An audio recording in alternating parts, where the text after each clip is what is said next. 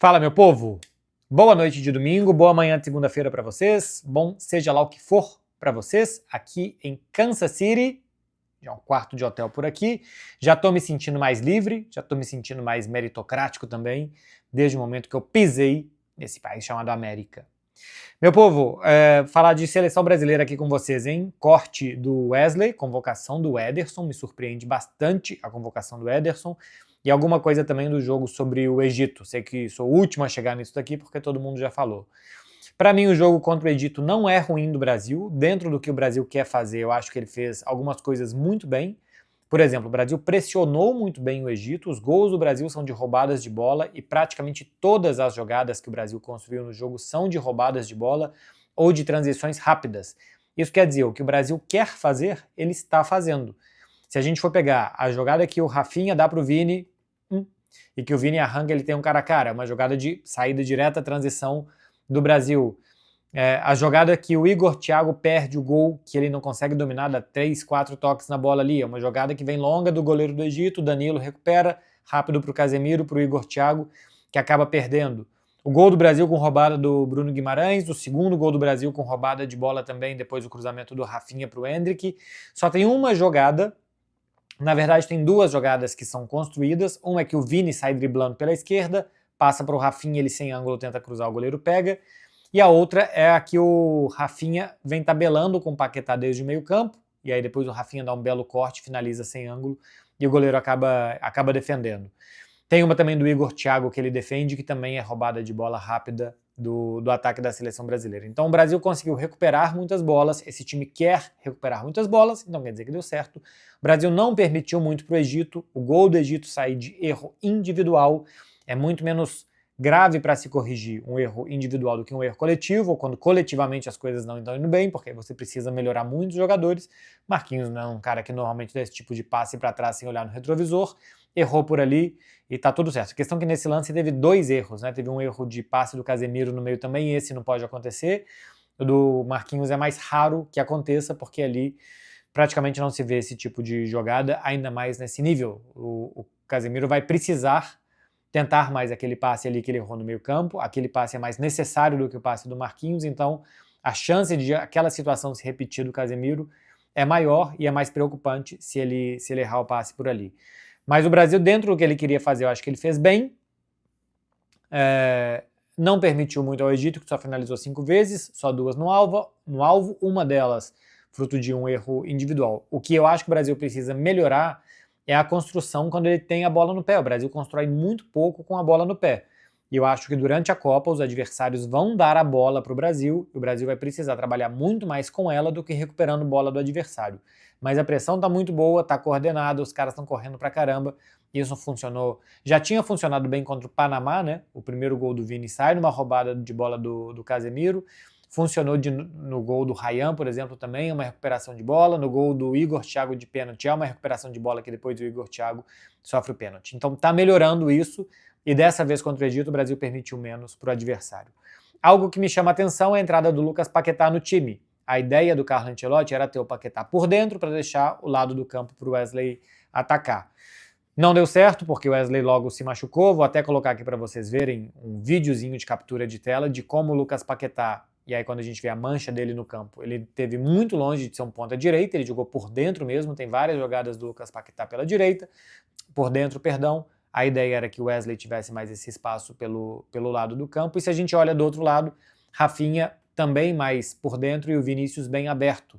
A gente tinha visto contra o Panamá o Vinícius mais por dentro e o Rafinha como meia buscando a vida, e agora o Vinícius jogou bem mais aberto, dependendo de como está o adversário, do que o jogo pede, eles podem se alternar por ali, e eu acho que foi bem, tá? Conseguiram se encontrar dentro de campo, não ocuparam o mesmo espaço ao mesmo tempo. Também gostei da coordenação entre Rafinha e Vinícius Júnior.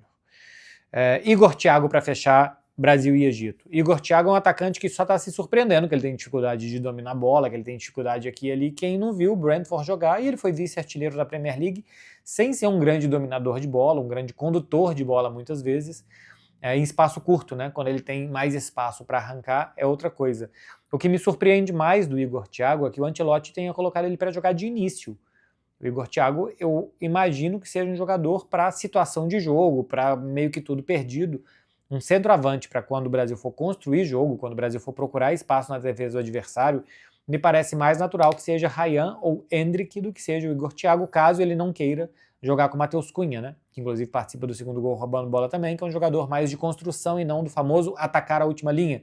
Ele não vai ficar se movimentando lá na frente toda hora, mas ele vai buscar mais jogo com seus companheiros. Então, não me surpreende a dificuldade do Igor Thiago, não me surpreende os trupicões que ele possa dar na bola, assim como não vai me surpreender se no meio do nada, no meio do caos, ele conseguir achar espaço para uma jogada e para um gol em algum momento que for necessário, 35, 40 do segundo tempo, nessa Copa do Mundo. Só começar jogando, que para mim é uma surpresa nesse caso. Para finalizar, e aí acho que passar pelo tema principal aqui, que é a lesão do Wesley, primeiro cortado, uma grandíssima pena para ele, para a seleção brasileira, para os planos do Carlo Ancelotti, porque ele não leva, depois da lesão do Wesley, um outro lateral direito de ofício e um jogador de características parecidas. Eu acho, e quando vocês me viram falando aqui sobre Brasil e Tunísia, Brasil e França, eu acho que o Wesley perderia posição pela questão defensiva, embora o que o Ancelotti estava tentando fazer era amplificar o seu potencial ofensivo, né? Fazendo com que o Brasil construísse pelo lado esquerdo e que o Wesley pudesse arrancar pelo lado direito, chegando com um corredor mais livre para jogar por ali. Eu imagino que contra adversários mais difíceis, que fossem atacar mais, o Brasil ele colocaria um lateral mais defensivo, tanto que o plano A era Militão e não um lateral alegre e atacante. E eu acho que ele iria, nos jogos mais difíceis, colocar o Ibanhas por ali. A lesão do Wesley poderia dar ao Ancelotti a chance de repetir um lateral ofensivo, de convocar o Vitinho, por exemplo, do Botafogo, que é um muito bom lateral ofensivo, mas ele acaba convocando um meio-campista a mais, e aqui eu acho que deixa todo mundo muito confuso, a opção do Ancelotti. Porque ele mantém que a opção dele é jogar num 4-4-2. Quando você joga num 4-4-2, você tem dois volantes centralizados. Você não vai colocar mais um terceiro meio-campista, que a gente viu do Paquetá contra o Egito. Para mim, um terceiro meio-campista, na ideia do Ancelotti, pode ser que Paquetá e Rafinha sejam meias, Vinícius e Igor Thiago ali eram atacantes, ou que o Vinícius é aberto de um lado, Paquetá do outro, e Rafinha e Igor por dentro. Eu não vejo assim, eu acho que Paquetá, como a gente viu aqui, eu mostrei para vocês, jogou bastante por dentro. E se a ideia é jogar com Paquetá sem ter um lateral ofensivo do lado, vai ser difícil porque não vai ter jogador pelo lado do campo direito da seleção para atacar.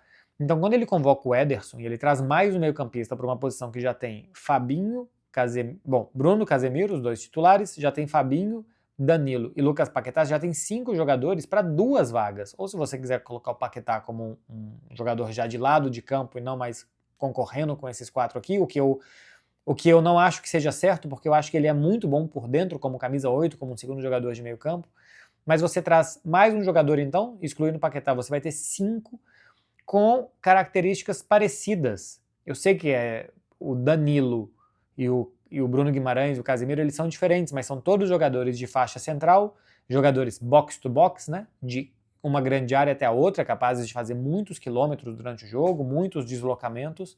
E o Ederson, que é bom meio-campista da Atalanta, nem foi a melhor temporada da Atalanta, e eu acho que a temporada passada o Ederson tinha jogado muito bem, mas é um jogador que essa temporada ocupou mais o lado esquerdo do meio-campo, mas sempre faixa central, defendendo como um camisa 5 e chegando à área do adversário, normalmente em condução de bola e tal, para tentar finalizar. É característica, para mim é uma figurinha repetida. O Brasil perde um lateral direito, poderia levar ou outro jogador defensivo, se o Ibanhas, por exemplo, vai ser definitivamente lateral direito, Ibanhas e Danilo, então leva um outro zagueiro, porque o Ibanhas jogou de zagueiro contra Marrocos, contra Egito. Poderia levar um outro defensor, poderia levar o Thiago Silva, por exemplo, como zagueiro, e o Ibanhas e o Danilo definitivamente como laterais. Poderia levar um lateral ofensivo como o Vitinho, mas ele prefere levar um meio-campista a mais. O que me deixa a sensação de que o Ancelotti vai acabar se desfazendo do 4-4-2, ou do 4-2-4, né, como a gente tem chamado. Ele vai acabar se desfazendo disso colocando meio-campista a mais, senão ele não precisa de tantos meio-campistas. Ou o que ele viu lá, ele não ficou satisfeito com o que ele viu de alguém, o que eu não acho provável, porque Bruno e Casemiro são intocáveis para ele até aqui, Danilo sempre que entrou foi bem, Paquetá quando entrou foi bem também, mesmo que tenha entrado para jogar aberto pela direita, ele trabalhou muito por dentro, ele trabalhou bem por dentro, contra o Panamá ele jogou definitivamente por dentro e jogou muito bem. Então, os meio-campistas responderam. O Fabinho também, quando jogou, não foi mal, é um jogador também da confiança do Ancelotti, só se ele não está confiando no Fabinho e ele quer levar mais um jogador caso Casemiro ou Bruno não possam jogar, e ele tem um outro perfil, jogador mais jovem, com mais vitalidade, mais móvel dentro de campo, para fazer essa função, e que o Fabinho na cabeça dele não vai poder fazer, porque é mais posicionado, um pouco mais lento, um pouco mais velho também. Se for isso, é para corrigir rota, né? Em 98, quando o Romário foi cortado, o convocado foi o Emerson, que era o meio-campista. Ele não chamou mais um atacante, porque tinha se lesionado o Flávio Conceição, que era volante barra lateral, ele levou o Zé Carlos como lateral, faltou meio-campista. No corte do Romário, o Zagallo convocou um meio-campista a mais. Só se é isso que está querendo fazer o Ancelotti. Mas eu acho que falta mais lateral do que meio-campista.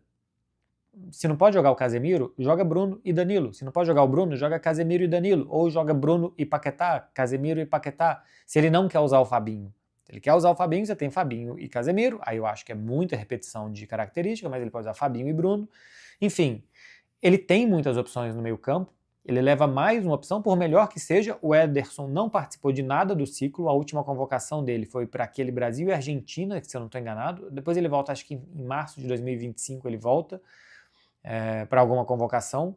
Mas é um jogador que não foi convocado pelo Ancelotti, que passa na frente de outros que tiveram a oportunidade de ser observados para uma posição que o Brasil já tem e que os que estão indo não estão indo mal. Como disse, 2 fixos e os Danilo, Paquetá que entram vão bem por ali. Enfim, no final das contas, como eu sempre digo, o técnico sabe mais do que eu, o técnico sabe mais do que você também, sabe mais do que a gente, mas então, como eu não acho que o Ancelotti errou, ele está vendo algo que a gente ainda não viu ou que ele ainda não explicou pra gente.